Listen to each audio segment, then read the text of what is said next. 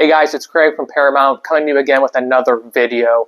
If you watched Zach's video a couple weeks ago, he talked about Social Security. How do you collect Social Security, what ages you're eligible for Social Security, and how does it overall work? And today I'm going to talk about pensions. Now, what is a pension? A pension is just a stream of income that continues for your entire life. Now, typically you have private pensions through corporations or public pensions through the government. Either way, you're making a contribution to that retirement account, and then at some point in the future, you are eligible to collect a monthly check for the rest of your life. The way pensions work, they have different factors that we have to be cognizant of. So for an example, you have full retirement and reduced retirement.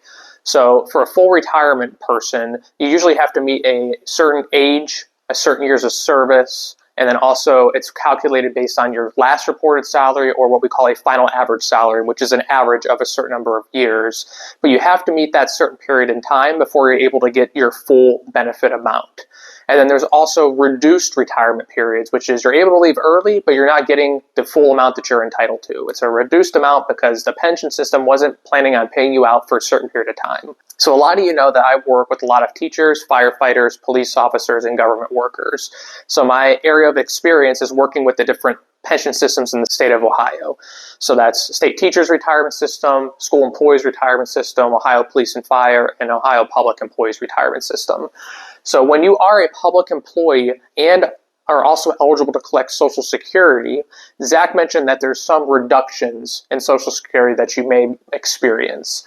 So I have them written down here. So this, if you're fully retired now, you're collecting your monthly state pension, but then you're also eligible, you have your 40 credits or your 10 years in Social Security. So there's two different types of reductions that you could potentially experience on the Social Security side.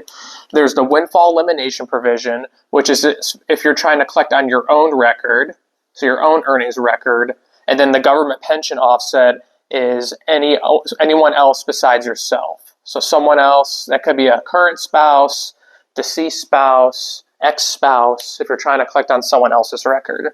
The way the windfall elimination provision works, it's based on what's called substantial earning years. You need to have a certain number of years that are considered substantial, which is basically a minimum income amount the Social Security releases each year adjusted for inflation.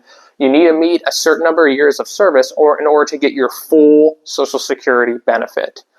Typically, if you have anything less than 30 substantial earning years, you're going to have a reduction in your Social Security. Most of the time, I see people that have their full career in the public sector. They have their 10 years or their 40 credits where they're eligible to collect a benefit, but they're only going to get about 50% of their Social Security amount. Now, there is a fancy formula to show you the reduction. I actually use one of Social Security's calculators when I'm doing financial planning to get me a very good estimate on what that reduction looks like for the client. But on average, if you have 20 or less, you get about 50%. And actually, here's a picture of the reduction factor from the Social Security website. If you have any questions, just let us know. The next one that you could experience, again, is the government pension offset. Now, this operates a little bit differently. There's a fancy formula for it as well. But again, government pension offset is you're trying to collect on someone else's record but your own. And what they do, they take 2/3 of your pension, they subtract it from the Social Security amount that you're eligible to collect. I'm just going to do just a quick mathematical example here. So say you're married and your spouse is eligible to collect a $2,000 a month Social Security benefit. You're a State Teachers Retirement System, so you're a teacher, you're able to collect $3,000 a month from your public pension. So Social Security looks at this and goes, okay, you're eligible to collect on your spouse's record. They take 2/3 of your public pension, which is $2,000, and they subtract it from the benefit amount that you're eligible to collect on the Social Security side. So actually, you would not be able to collect on your spouse's record because your pension is too high enough. You make too much money. Now, if the spouse is still alive here, technically you're only able to collect half of this amount, but if they pass away, you can get the full amount. But either way, you're more than likely not eligible to collect on your spouse's record. You would have to collect on your own record, but it's going to be, again, reduced based on the windfall elimination provision. Now, the reductions I just explained, they are only based on public pensions. If you have a private pension through a corporation, the reductions do not apply for those private pension systems. So now that we talked about the reductions in the benefits that you might experience from the Social Security side, let's talk about, well, how does a pension work? Is it just as easy as signing my name on the application and I get a monthly check? It's actually not the case. Pensions are more complex than Social Security.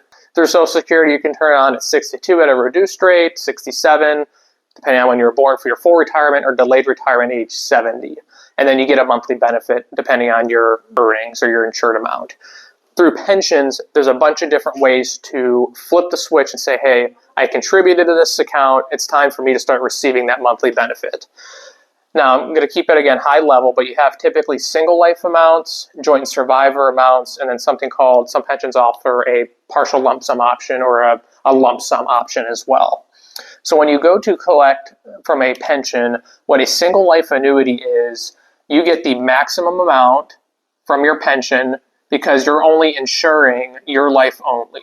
So what I mean by that is, if I'm married and I'm a teacher and I have a spouse, I want to get the most amount from my pension. I can take a single life annuity, but if I pass away 5 years into retirement, my spouse receives nothing. That benefit stops. Now, the benefits to taking that is you're kind of betting against the math, right? Because that's how pension funds are working, is basically saying what's the life expectancy and how much money is going to be left over if people pass away. But with the single life annuity, you are just saying, hey, I want the most amount today, and then my spouse isn't going to get anything. We're kind of going to figure that out on our own.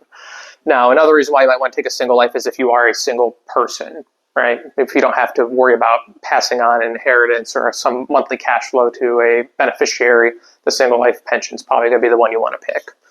Joint and survivor pensions are ensuring that you or your spouse receives a amount for the rest of their life if you pass away, but it's going to be a reduced amount on your life, and then in exchange for ensuring your spouse receives an amount.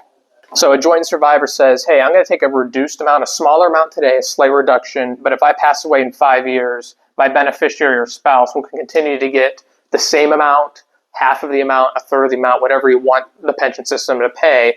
Usually the more that you want to pass on to your spouse, the greater reduction that you get. But at least this way ensures that your significant other is going to continue to receive a pension for the rest of their life as well, as long as they live. And then lastly, there's something called partial lump sum options. What a partial lump sum option is, or a cash out option as well, is basically saying, hey, I want to take part of my contributions I've made throughout my career as cash, but I'm going to put it into a retirement account, a tax-deferred vehicle, where the hope is that you're going to invest it to then outpace what the pension's going to pay. So what I mean by that is, say for example, you're a teacher and you have a $5,000 a month pension, but you only need $3,000 a month to live on. So you're actually taking an extra $2,000 extra a month that you're paying taxes on it that you don't really need. So what PLOP allows you to do is to withdraw a chunk or a part of your pension, of your earnings and the contributions you made over your career, put it in a tax-deferred vehicle, and instead of getting a $5,000 a month pension, maybe it drops it to $4,000 a month. So lump sum options are a way that you can create some tax strategies or potential estate planning strategies as well by giving you control over the money that you took out. So one of the things I do want to talk about, or the last thing I want to talk about, is something called pension maximization. Now, you might have heard of that, might have not have heard of that. So what pension maximization is, you're taking the single life annuity, but you're buying a private life insurance policy to ensure your spouse will continue to get a monthly benefit for the rest of their life if you would pass away soon. So what you're doing is basically creating your own joint and survivor benefit privately through a life insurance policy. Now, I've been a financial advisor for almost 10 years now, and as I mentioned before, I work with a lot of public employees. I've only had 2 cases, or 2 times in my entire career, where a PenMax actually worked out in the favor of the client. And that's typically because the pension systems are so highly leveraged, like they're very solid pension systems. So it's hard to get a life insurance policy, the amount that you need, but also getting a favorable health rating to keep the insurance premiums low enough to where it actually makes sense to get the private policy versus actually just taking the joint survivor annuity. Thanks for watching, guys. Hopefully you found that information to be valuable, and as always, let's find out what we can build together.